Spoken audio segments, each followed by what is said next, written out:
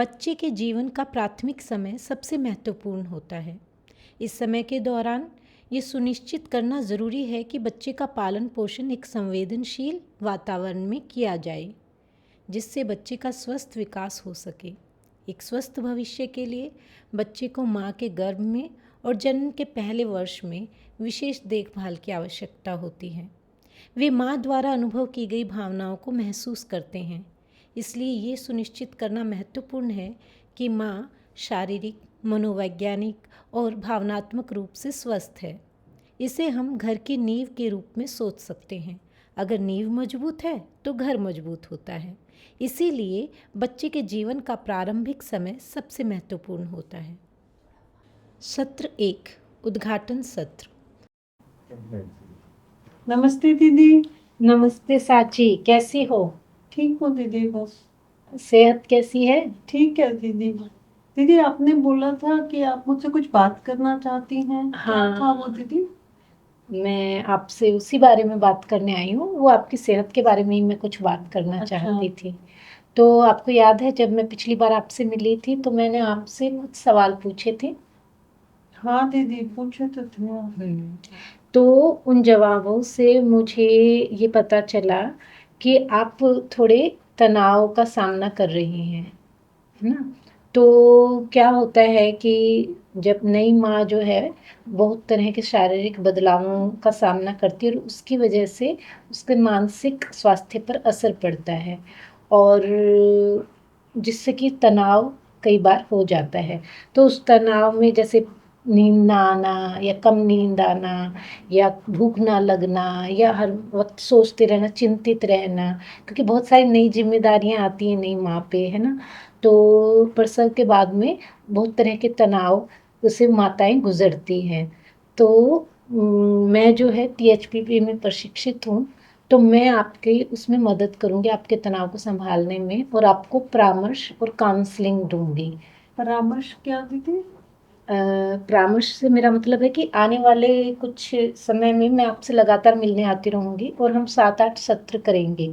7-8 बार मैं आपसे मिलने आऊँगी और मैं आपके तनाव को और बेहतर ढंग से समझने की कोशिश करूँगी, और उसको समझकर मैं आपसे आपकी मदद करूँगी आपके तनाव को संभालने में।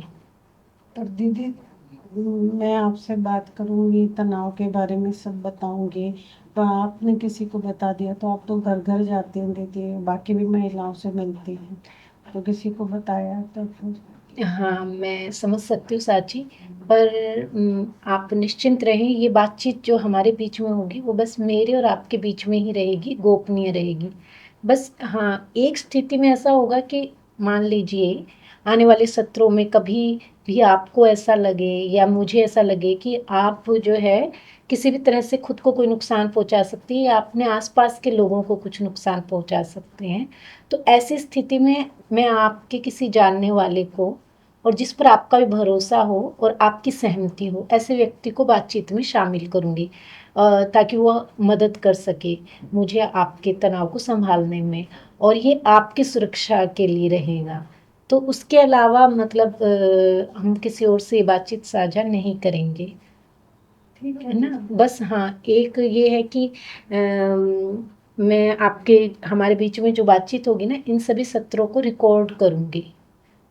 रिकॉर्डिंग भी? हाँ, रिकॉर्डिंग मतलब हमारे बीच में जो बातचीत होगी उसको मैं रिकॉर्डिंग करूँगी, ताकि मैं अपने जो मेरे एक सुपरवाइज़र हैं जो जिन्होंने मुझे सिखाया है कि कैसे ऐसी स्थिति में माताओं से बात करें और उनको तनाव संभालने में मदद करें, तो वो मेरा मार्गदर्शन करते हैं एक तरह से। और तो वो बातचीत वो सुनेंगे और वो सुनकर मेरी बेहतर ढंग से मदद कर पाएंगे आपको अपने तनाव संभालने में मदद करने में।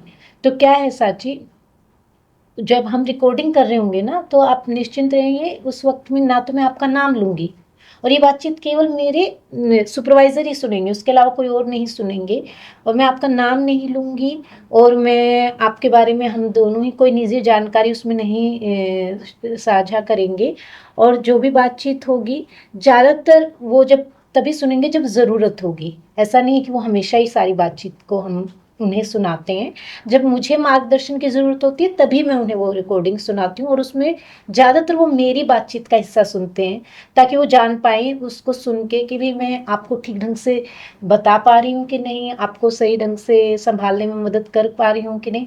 और वो सुनकर वो मेरा मार्गदर्शन करते हैं, मुझे बताते हैं कि अब मैं क्या करूँ, कैसे, किस स्थिति में मैं क्या कर सकती हूँ। तो मेरे लिए है। तो आपकी कोई भी निजी जानकारी, आपका नाम, कुछ भी उनको नहीं पता चलेगा। तो आप बिल्कुल निश्चिंत रहिए।